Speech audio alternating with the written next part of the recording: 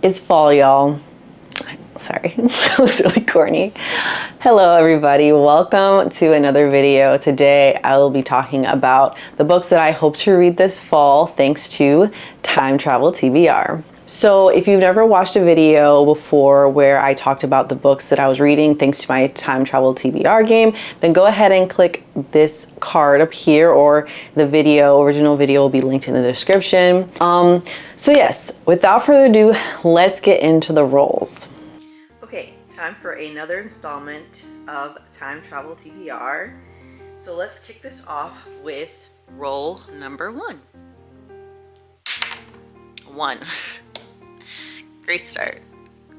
Mothership, non-Western setting. So for roll number one, I got a Mothership card prompt, you can see there, and it was for non-Western setting.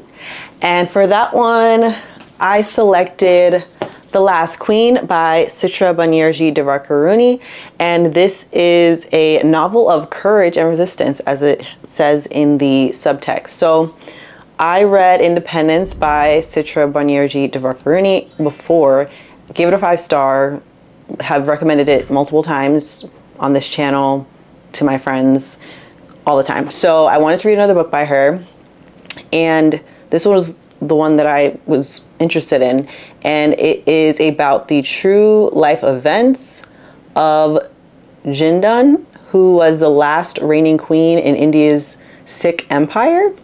She transformed herself from a daughter of a royal kennel keeper to a powerful monarch. So sounds really good, sounds interesting. I've had this book for quite a while, and I don't know, other things have distracted me from getting to it.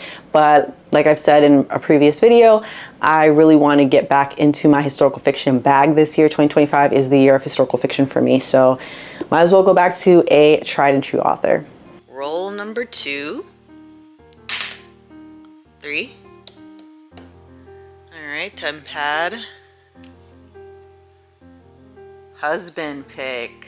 Okay. For roll number 2, I got a tempad prompt or card with the prompt husband pick. So I have a clip of me reaching out to my husband to help me figure out what book I will be picking up. And so I will go ahead and put that right here.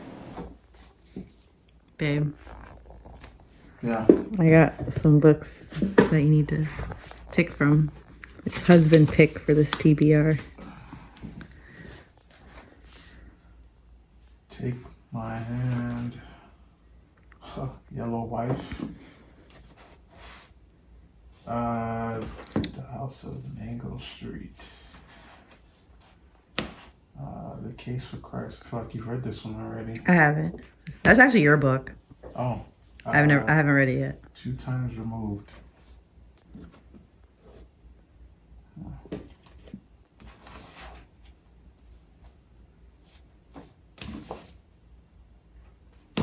Oof. Bless you. This one. Okay. The House on Mango Street. Yeah. So as you can see, there was quite a few different books that I put in before him, and he chose to be nice and select The House on Mango Street by Sandra Cisneros, and this is the 25th edition, our 25th anniversary edition of the book. I actually read, I don't know the whole book, but I did read passages from this book in high school, and I do remember enjoying it. So it's a novel, but it's told in a series of vignettes. I actually recently read Behind You is the Sea, and it sounds like a similar format of like different stories that are connected to a particular person or particular community. And I did enjoy that. I'm not really a short story kind of person, but I like that one. So hopefully I like this one too. He picked this one because it was shorter. It was one of the shortest books in the stack that I gave him. So thank you, husband, for that. Yeah, so without further ado, let's go into roll number 3. Roll number 3. A 1. Challenge card. Oh, a blind pick. For roll number 3, we got a challenge card. Yes, we did. And we got the prompt blind pick. So I went through my TBR, my physical TBR, I should say, and selected 5 books that I will, possibly be reading. One of the 5 will be considered my blind pick. You know the drill. Okay, so for the first book I have in this is Tales from the Cafe by Toshikazu Kamawachi. And this is book 2 in the Before the Coffee Gets Cold series. I read book 1 years ago. I cried a lot reading that book. It was very good, and I've been trying to get my hands on this edition, the paperbacks with the kind of like metallic foil. And so I figured since I do own it, I was trying to like collect all of them before I kind of delve into the series again. But hey, you gotta, do what you got. Do with what you got. So I will be hopefully reading this one. We'll see. Next is Walkable City, How Downtown Can Save America One Step at a Time by Jeff Speck. And it's a nonfiction book about, obviously, downtowns and having a walkable city. I loved traveling to different places in Europe last year. And also I've been to other, big cities that have really cool downtowns. I really like the ability to be able to walk from your home to a different, to different stores, to different aspects of life, obviously third spaces and all the things. So it always intrigued me. So I've heard about this book years ago, and it piqued my interest again because I have a relative that's actually going to be studying urban planning, my cousin actually, and so her interest in that field, made me even more interested to pick up the book. So that's why I got this one. Next, The Night Circus by Erin Morgenstern. This one, I read, this was actually featured in my first video ever on this channel. I'll link it here, which is, I think it was like unveiling my fall TBR 2 years ago, a year ago, 2 years ago. I think it was 2 years ago. So yes, I read like half of this book with the audiobook last fall, I think, or at least like maybe whenever I picked it up for my fall TBR. That's when I read half of it, and I didn't have the audiobook anymore. I lost the hold from Libby, and so I just stopped reading it. And then by the time I was going to get back to it, or by the time the hold was available again, I just wasn't in the fall mood. This book is obviously, it's called The Night Circus, and it's set, I believe, in Paris, I believe. I think it's set in Paris, and we have these two, it says, a duel between 2 young magicians, Cecilia and Marco, who've been trained since their childhood by their, interesting instructors. And they meet by happenstance, and there's also a lot of like interesting characters. What I remember from the half that I read, it was very whimsical. There was a lot of intrigue in it, and you got to really see the characters from childhood continue to mature and grow and figure out their place in society in the various circles that they were in. So I really enjoyed it. I just didn't have the audiobook, and I wanted to like listen to the audiobook as well as read the book as well with my eyes.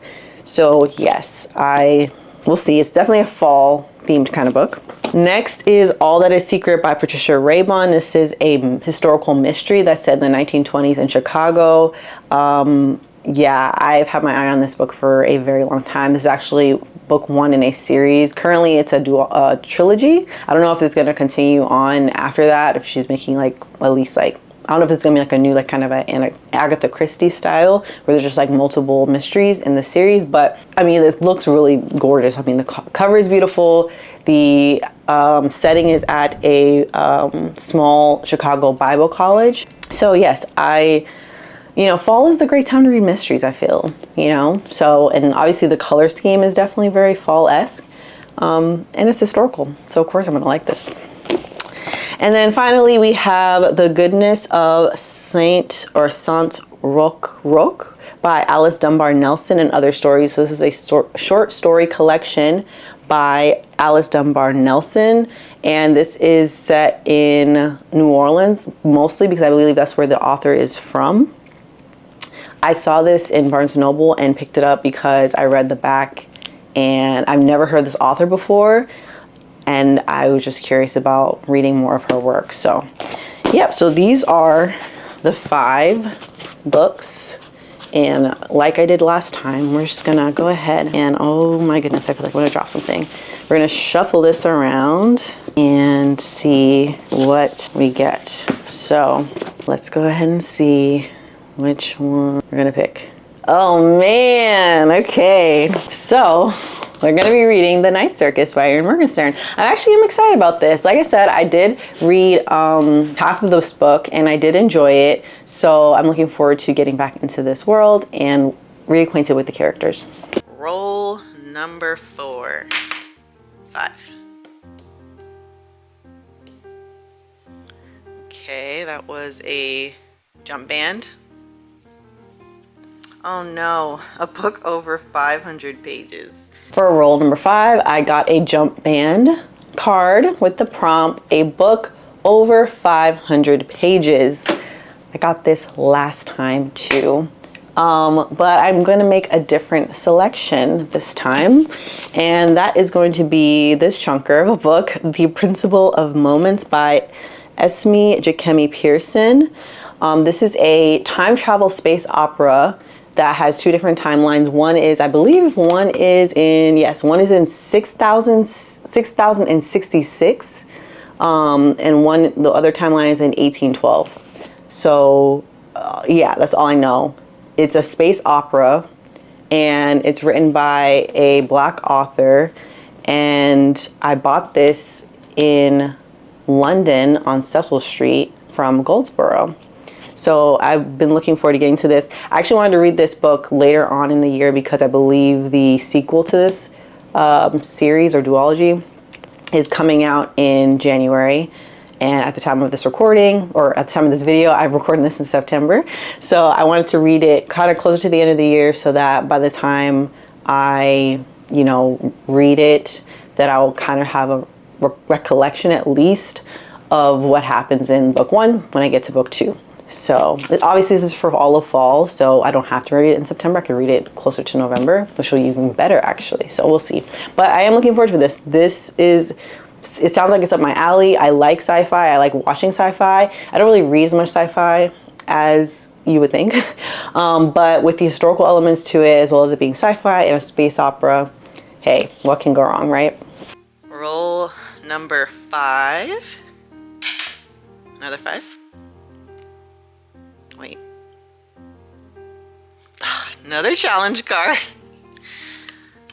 Ooh, read a book that intimidates you.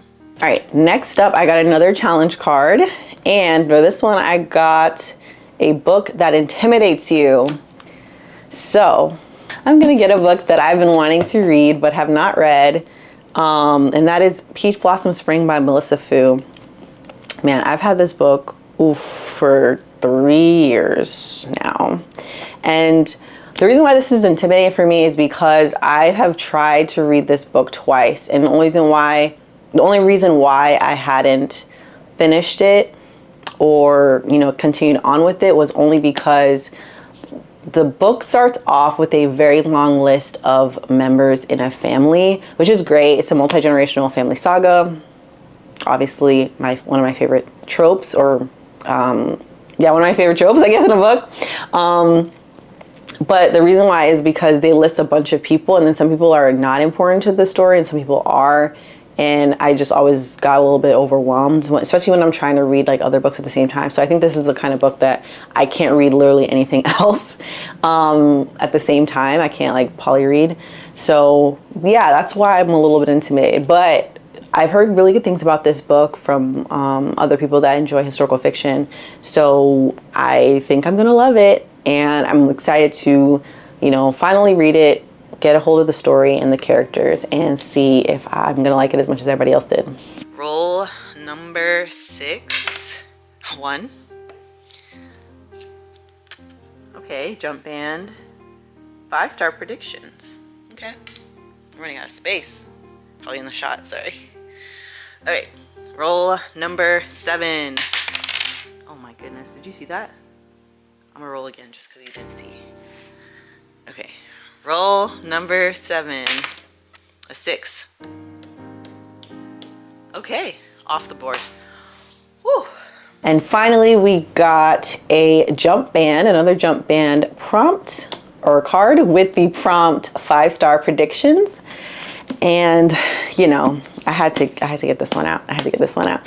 So I don't know if I've talked about the Lost Queen that much. I think I only talked about it in one of my wrap-up videos, which I'll find out which wrap-up video that was and go ahead and I will, you know, link it up top.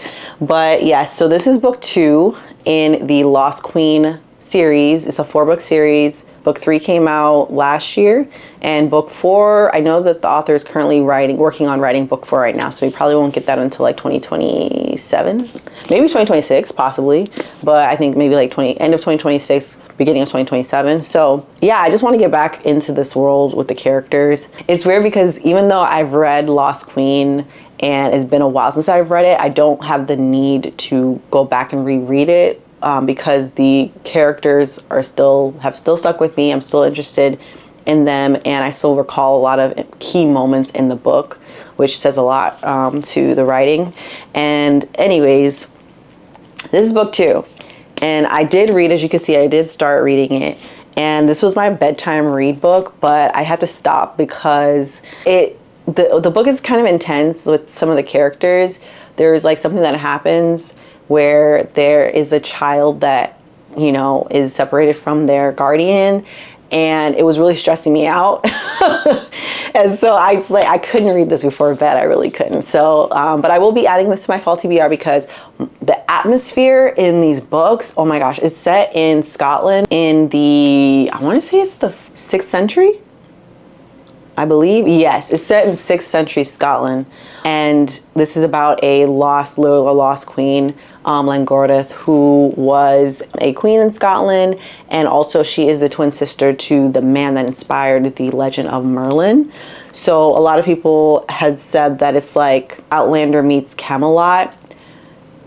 I've never watched Outlander, but I will say that it does have great atmosphere. If you feel like you're in Scotland, thankfully I can now say that I've been to Scotland, but you definitely feel like you're in Scotland and you feel like you're in the midst of all that's going on in the story. Like, it really sucks you in. It really sets there's great character setting and plot in this story. So I'm really excited to get back to this book, to finish it, and then if I do have the unction to continue on with the series, I have book 3 behind me somewhere around here. Yeah, it's somewhere behind me. So I will be getting into book 3 before book 4 obviously comes out. Ooh, my goodness. Oh, I don't fall or don't drop this. All right, so these are all the books that I plan on reading this fall. Plan being the operative word. We'll see if I get to all of them over the next 3 months. But thank you so much for watching this video. Let me know in the comments below if there are any books that you recommend for me to read during the fall. If you have any that you want to share with not just me, with everybody else in the comment section as well. Again, thank you so much for watching this video. Make sure to like this video if you enjoyed it. Subscribe if you would like to join the fam. We have a great time here. We share a lot of great facts and fun conversations in the comments, so go ahead and join. And I hope you have a wonderful rest of the I hope you have a wonderful rest of the day, and I will see you in the next one. Take care.